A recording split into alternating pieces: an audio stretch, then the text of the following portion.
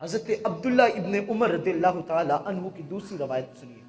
یہ شفا شریف کے اندر بھی یہ روایت موجود ہے. حضرت عبداللہ ابن عمر رضی اللہ تعالیٰ عنہ آپ نکلے تو آپ اونٹنی پہ سوار تھے. ایک مقام آیا، ساتھی بھی تھے آپ کے، تو ایک مقام پہ جا کے حضرت عبداللہ ابن عمر رضی اللہ تعالیٰ عنہ نے اپنی اونٹنی کے چکر نکلوانا شروع کر دیے.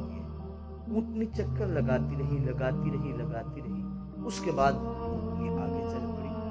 صحابہ ساتھی کہنے لگے، یا حضرت بات سمجھ میں نہیں آئی، رستہ بھی صاف تھا، اس جگہ کوئی چیز بھی نہیں تھی، آپ نے اونٹنی کو اتنے چکر کیوں دلائے؟ کہا مجھے بھی نہیں پتا کیوں دلائے.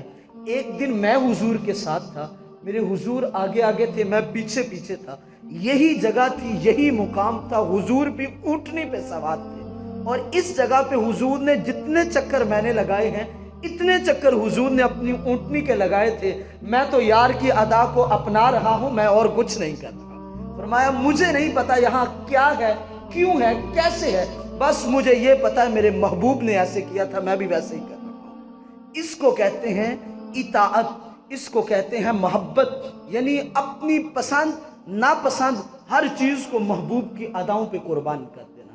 یہ انداز محبت تھا حضور کے صحابہ کا. صحابی کا نام ہے حضرت عمر فاروق رضی اللہ تعالی عنہ. جب حضرت عمر فاروق رضی اللہ تعالی عنہ کا نام بندے کی زبان پہ آتا ہے نا تو بندے کا سینہ چوڑا ہو جاتا ہے. یہ عمر کون ہے؟ یہ عمر فاروق رضی اللہ تعالی عنہ میرے حضور کے وہ صحابی ہیں، میرے حضور جن کے متعلق فرماتے ہیں عمر جس رستے سے گزرتا ہے شیطان بھی اس رستے کو چھوڑ کے بھاگ جاتا ہے. ایسے صحابی رسول ہیں حضرت عمر فاروق رضی اللہ تعالی عنہ. ایک دن نکلے تو خانہ کعبہ کا طواف فرمایا. آپ نے جب خانہ کعبہ کا طواف فرمایا کر کے حجر اسود کے سامنے آئے، آ کے حجر اسود کو بوسہ دیا، بوسہ دے کے پیچھے کھڑے ہو گئے اور حجر اسود کو مخاطب کیا. حجر اسود سے حضرت عمر رضی اللہ تعالی عنہ مخاطب ہو کے کلام فرماتے ہیں، اے حجر اسود بات سن میری، تو صرف پتھر ہے، نہ تو کسی کو کوئی فائدہ دے سکتا ہے اور نہ تو کسی کو کوئی نقصان دے سکتا ہے. پتہ ہے تجھے میں نے کیوں چوما ہے؟ میں نے اس لیے چوما ہے، میں نے ان آنکھوں سے مصطفیٰ کو تجھے چومتے دیکھا ہے. بس میں تو اپنے مصطفیٰ کی ادا کو اپنا رہا ہوں، وگرنہ نہ تو کسی کو کوئی نفع دے سکتا ہے نہ کسی کو نقصان دے سکتا ہے. دیکھیں اگر کوئی بھی حضور کے صحابہ کام کرتے تھے تو اس وجہ سے کرتے تھے کہ میرے محبوب نے کیا ہے. یہ نہیں کہ بس مجھے پسند ہے، نہ وہ کہتے تھے جو میرے محبوب نے کیا وہی میں کرتا چلا جاؤں گا. اور حضور کے صحابہ کی زندگی کا وتیرہ یہ رہا ہے، ہر عمل کرنے سے پہلے دیکھتے تھے، سوچتے تھے، پرکھتے تھے میرے محبوب کو کیا پسند تھا اور کیا نہیں پسند تھا. اور میں بتاؤں سچی بات یہ ہے، محبت بھی اسی کو کہا جاتا ہے. جس سے پیار ہو، جس سے محبت ہو، پھر اس کی اداؤں کو اپنا لینا، حقیقی محبت یہی ہوا کرتی ہے. یہ نہیں کہ محبوب کو کچھ پسند ہو اور محب کو کچھ پسند ہو، پھر یہ محبت نہیں ہوتی، یہ تو من مانی ہوا کرتی ہے نا.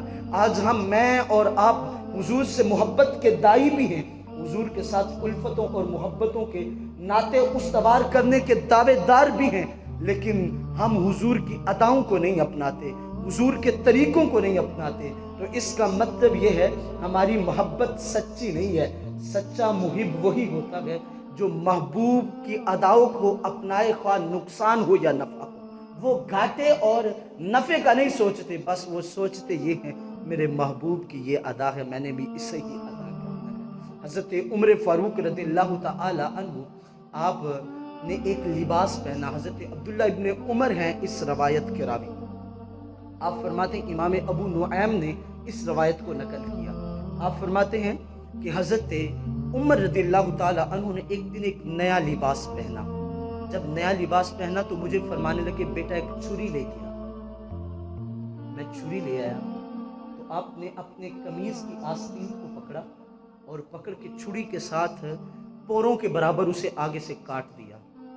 فرماتے ہیں عبداللہ بن عمر میں بڑا حیران ہوا، ابھی نیا لباس، عرصہ دراز کے بعد ایک نیا لباس پہننا ہے اور وہ بھی یوں کاٹ دیا. کہا میں بڑا حیران ہوا. میں نے سوال کیا، میں نے کہا ابا جی اگر آپ فرمائیں تو میں کینچی لا کے اسے نہ کاٹ دوں. برابر کٹ جائے گا۔